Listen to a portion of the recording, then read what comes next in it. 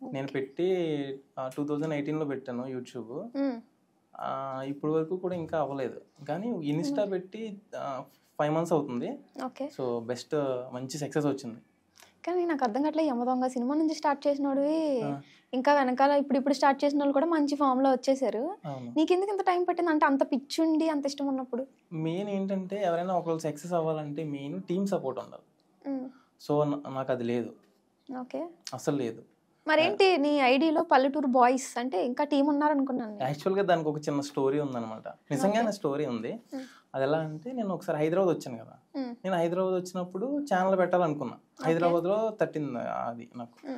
అప్పుడు ఏం పేరు పెట్టాలి, ఛానల్ పెట్టాలి, యూట్యూబ్ ఛానల్ పెట్టాలి, ఏం పేరు పెట్టాలి అనుకుంటే, నాది పల్లెటూరు కదా.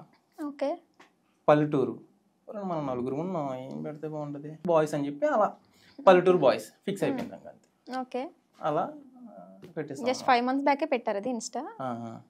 ఓకే, పర్లేదు, చాలా తక్కువ టైంలో రీచ్ మాత్రం. మరి పెట్టారు అదంతా ఓకే. కానీ పల్లెటూరు బాయ్స్ అని పేరు పెట్టింది 2018లో. ఓకే.